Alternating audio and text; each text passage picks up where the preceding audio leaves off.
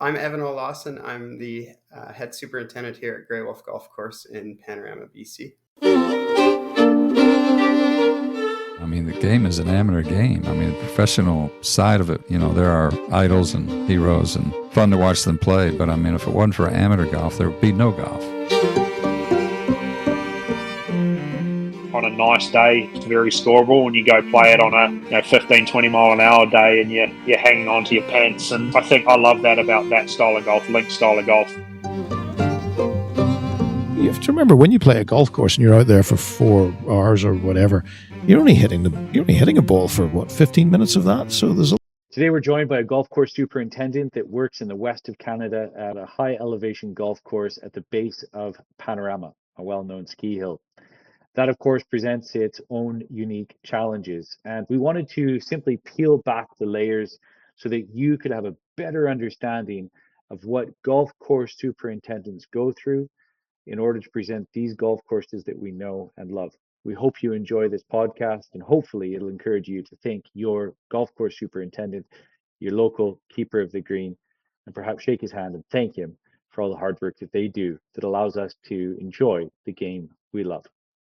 We met earlier this year, actually, when I was back home. I want to say grew up in Saskatchewan, but grew up properly in British Columbia, just down the valley from Panorama. So Panorama was our local ski hill, if you will.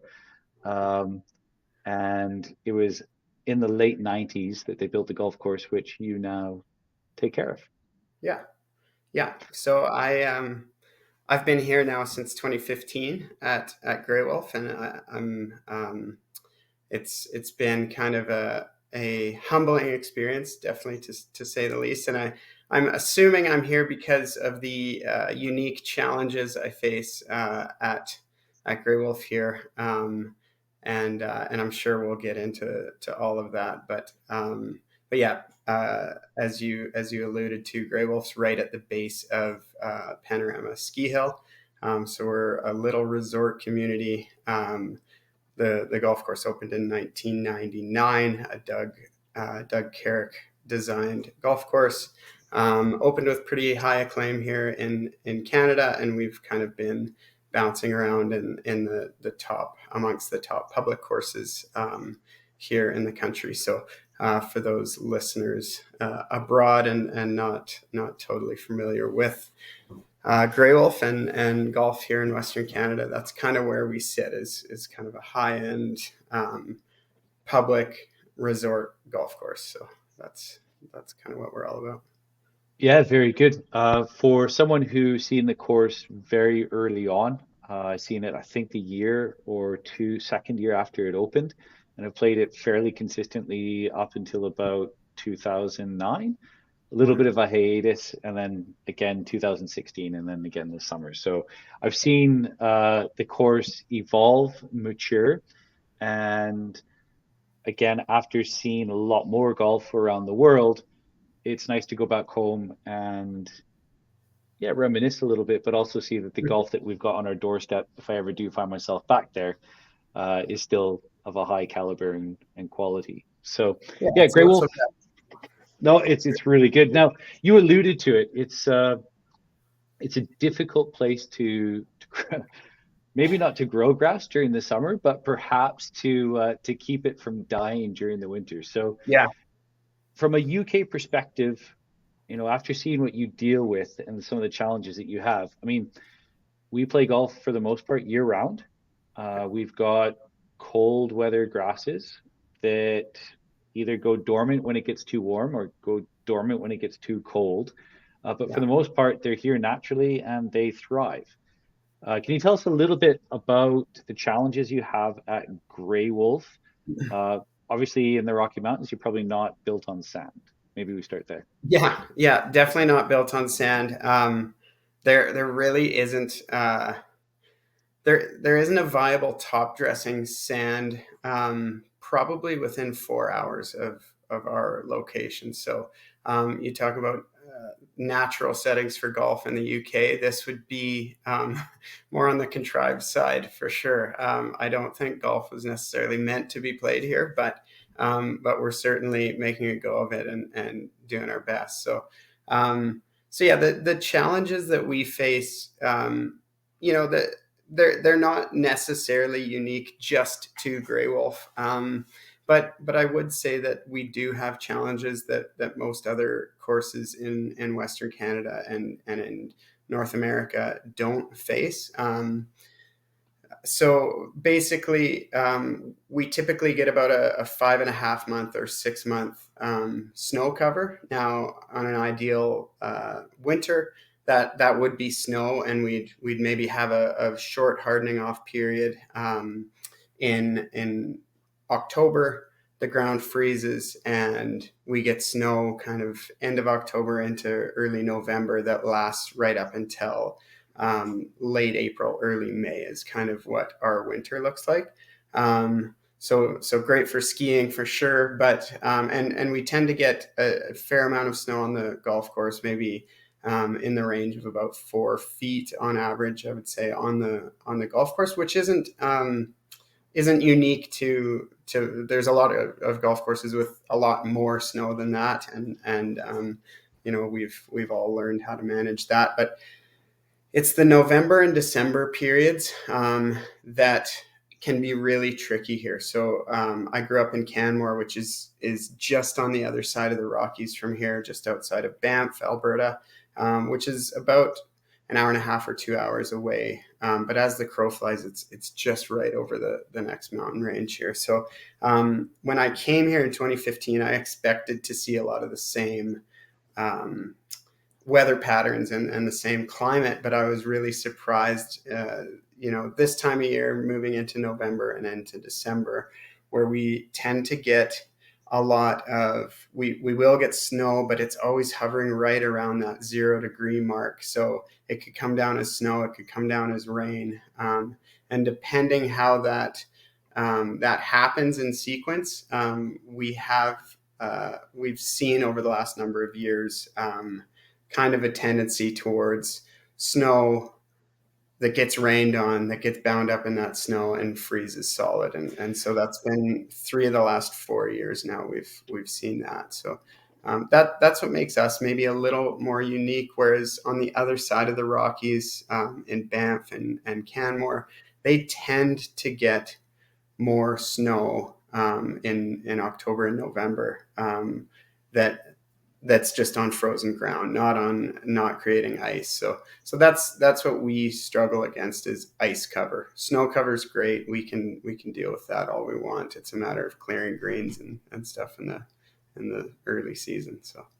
Good. So just perhaps for like the layman who's perhaps thinking about agronomy or greenkeepers, for yeah. probably most golfers, they think to themselves, oh, Evan's got it great. He works hard for 6 months out of the year, presents this beautiful golf course, lives basically at the base of a ski hill, and then come November, it snows, and he's basically skiing powder for 6 months before he gets back on his When you put lawn. it that way, I do have it great. Yeah, you're right.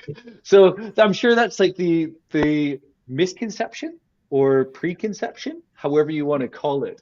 Now, when we think about that, though, if we had an ideal circumstance, how would you want October, November, and December to go? If you could just draw it up and Mother Nature was going to listen Yeah. to you, what would you want?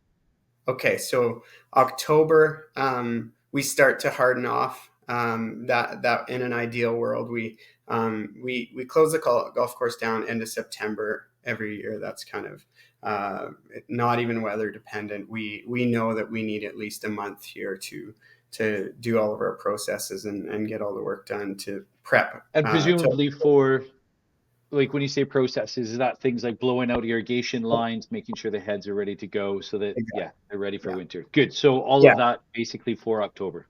Yeah, so that happens in October. We get all of our irrigation blown out. We do all of our fall fungicide applications for snow mold control.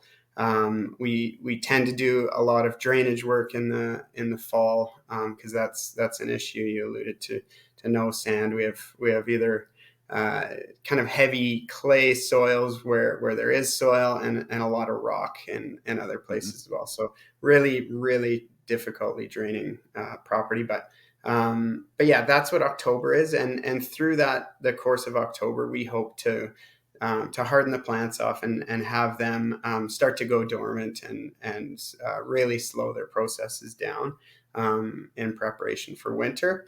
Now, in an ideal world, November hits, we start getting really cold overnight temperatures. Usually through October, we'll start getting down to typically maybe -4, -5 overnight. That starts to really harden things off. And then November, we hope to have a real deep freeze where we might see a number of -20 days before our first snowfall. And then once that snowfall happens, we hope in an ideal world by mid-November, we have maybe a foot or so of snow on the ground and we're off to the races. That's easy. We can manage that, no problem. So if that does happen then, so let's say that you get all your work done that you need to do in October, November, the ground freezes, but you don't have a lot of snow cover yet. And then you get one big dump of snow that basically adds a layer of insulation to the golf course.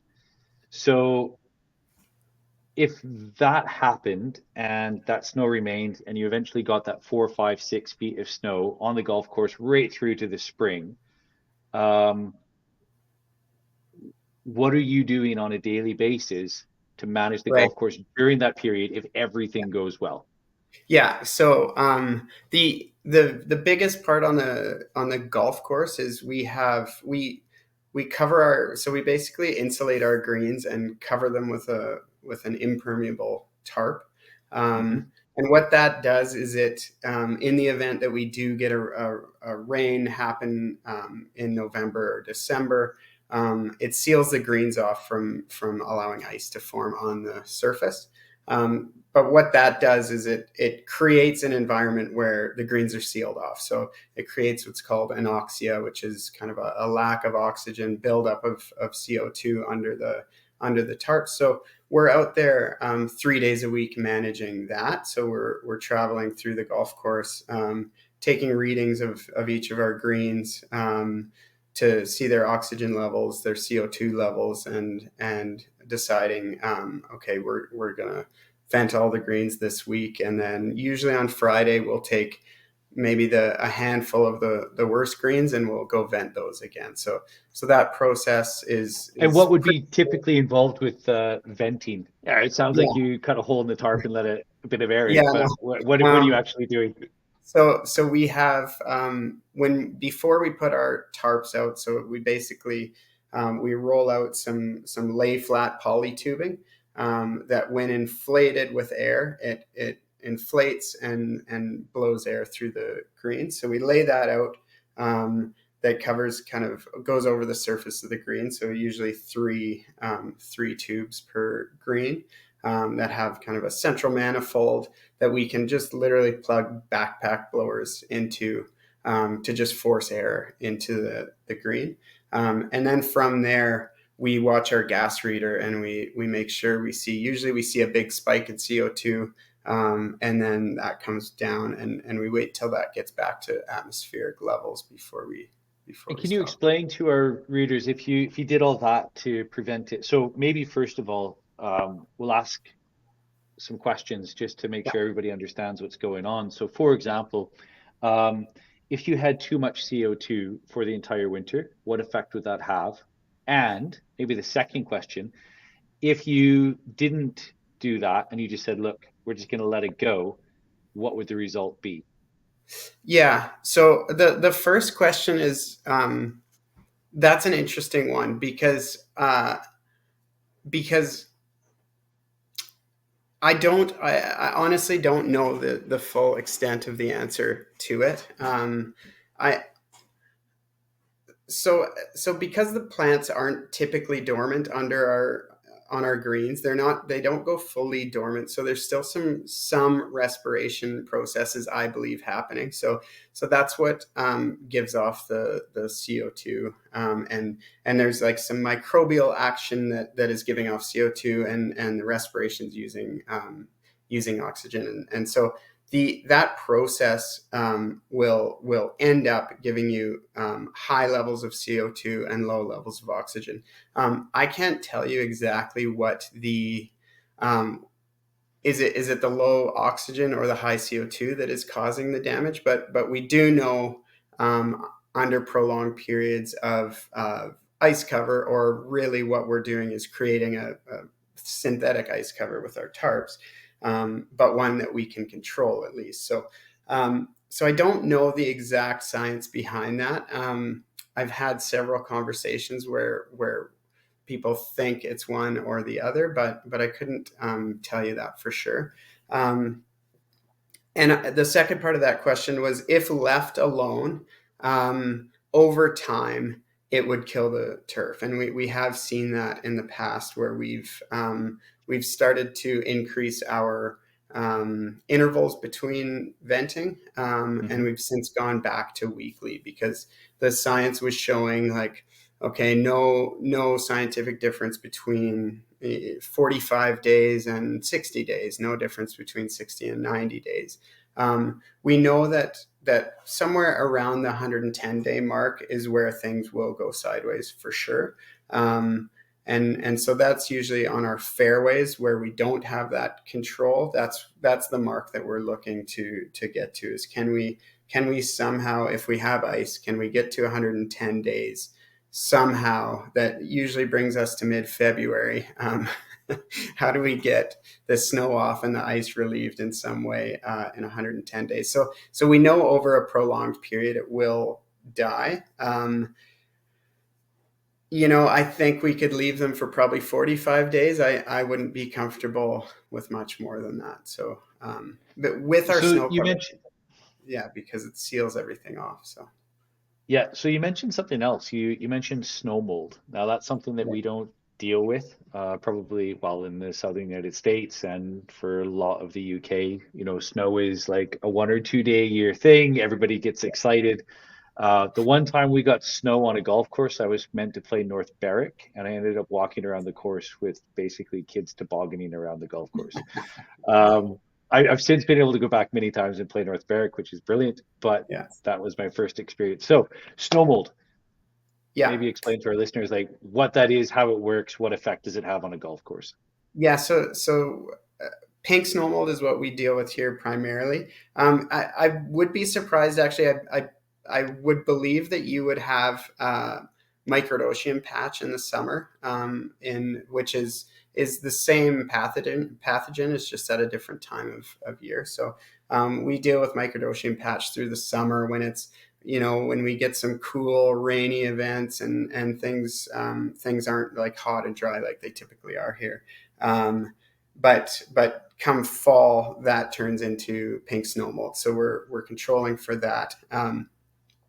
And when I explained the ideal set of circumstances, when the ground freezes and we get good snow cover and all that, our snow mold isn't a huge issue.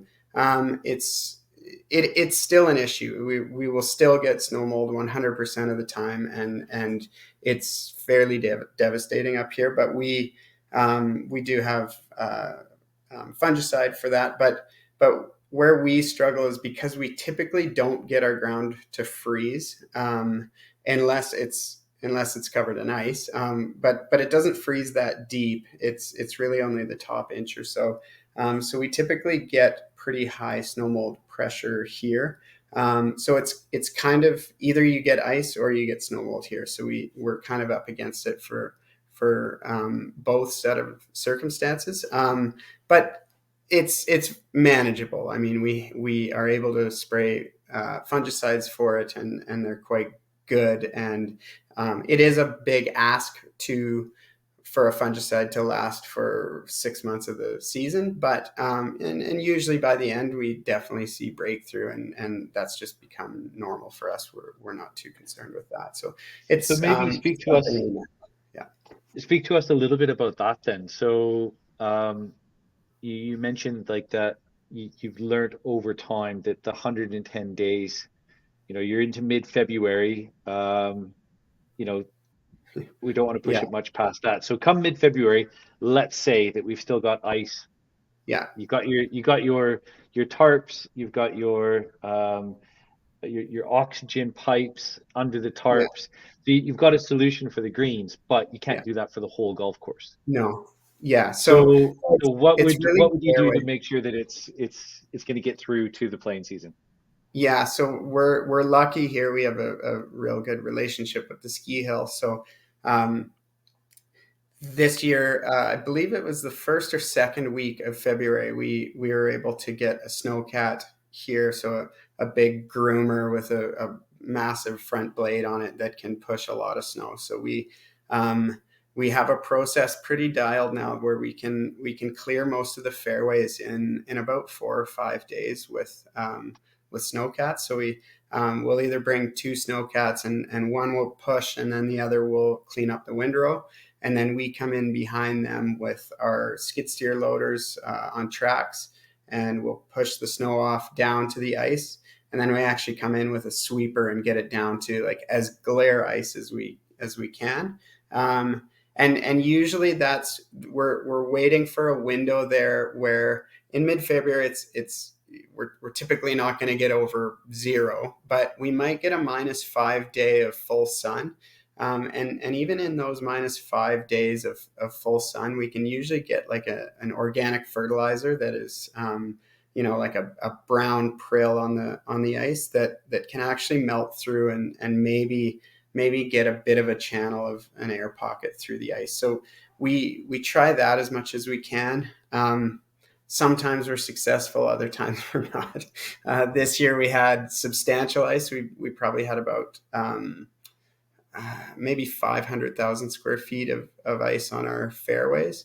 And we didn't see any damage on our fairways this year. So we're really aggressive getting the snow off, and basically anytime we were going to get up to that like close to zero and full sun, we would go out there, get everything glazed right over, and the ice as bare as we could, and we would put down organic fertilizer to try and keep melting these channels in. And by the end of like into March, the ice became quite brittle, and I think that's what was our saving grace is we were able to kind of change the composition of the ice over time, and that saved us. So And do you find too that come February you get that day where it's -5, it's full sun, you got the snow cats out, you've done everything to get it down. Color of the grass, bright green, yeah, presumably. So it's so yeah, you literally have guys like skiing powder coming down to the chairlift, and then you look to your left, and basically there's Greywolf like just green, as yeah, if it's like the middle of summertime. A bit of a juxtaposition. yeah. Have you ever It's thrown it's down a ball and typical. played? It's typical that we will have our greens uncovered by like the closing week of the ski hill. So yeah, when you're up at the top of the ski hill looking down on the golf course, they're visible from outer space. Like they're this bright green circle in the middle of everything else is white. So it's kind of neat that way and a little unique. So So, contrary to popular opinion, once ski season starts, golf course superintending doesn't stop at Grey Wolf. right, It yeah. only just begins. It actually probably gets a lot more difficult once you get into winter season. Yeah, it's just different. I mean, the stresses are different. There's so much that you can't control. Yeah, I've got a superintendent friend that is over in Canmore at Sturt Creek, and I remember him saying he always books a vacation in November because he doesn't want to be around. Because he feels like if he's there, he'll want to do something, and usually that doesn't result in any good any benefit to the course. You feel like, oh shoot, it's raining. Let's go clear all the approaches, and you end up killing all the approaches, and so I've tried to take his advice of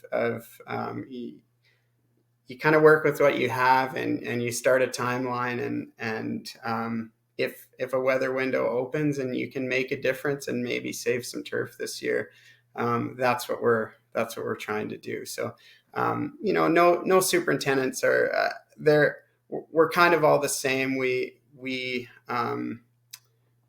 all just doing what we need to do to get to our get to the next year, Next season. hopefully have some grass to play off of, and get the golf course open. So what I'm doing isn't, I'm not revolutionizing the game by any means. I was really lucky to have some past superintendents here at Greywolf that really set the table for me and got a lot of these processes started. And over the last 10 years, we've refined them and tweaked them, and sometimes it works and other times it doesn't. And we're lucky to have a family that owns this golf course that's really supportive, and they're kind of right along there with me. So Yeah, it was yeah. impressive. I think I played I think it was second or third week that the course was open. Yeah. And it was brilliant. Say coming from the UK, my home club is sand based and mostly fescue bent, so Right. it's very much the running game. But even going back to Canada, it was nice to play off tight turf. And as well see it in such good nick early on in the season. Little did I know, because it was a bit of an education for me coming back, how much work what you have to do and your teams have to do to present that course so early in the playing season too. So Yeah, and I think that's just something we have to come to terms. Like, I would love Greywolf to be this fast, firm, a lot of movement around the greens and all that, and I just don't think it ever is going to be, but it still can be a fun time to get out here and golf. And no, yeah, I mean, absolutely. Brilliant golf course. I certainly enjoyed it. It's one of those ones where sometimes growing up, it was always like if you had a chance to go, you would. It was the big course in the area that yeah, everybody wanted to play. And when it first came out, especially a whole like cliffhanger, yeah, yeah, um, you've got a picture of it up on the wall behind you, yeah, but you'll be able to see that.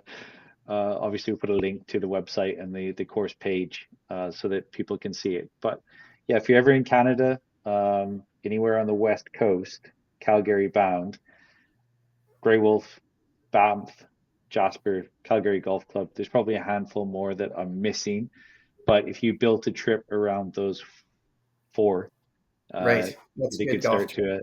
to a good golf trip. So Yeah, very good. That's one thing that I've noticed. The more golf course superintendents or agronomists that I've seen, it's this knowledge bank.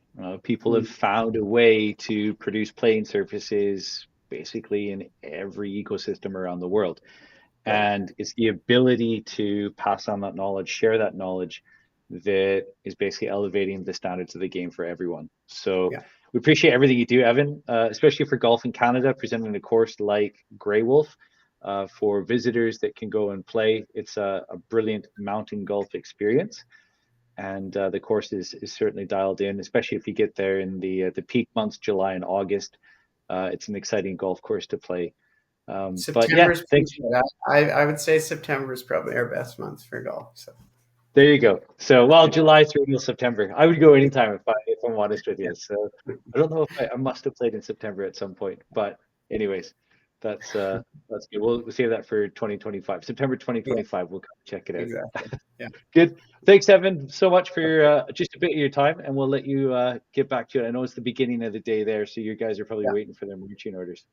yeah. We're just about to get started here. So Very appreciate good. it. Thanks Thanks so for much. having me on, and we'll talk to you soon.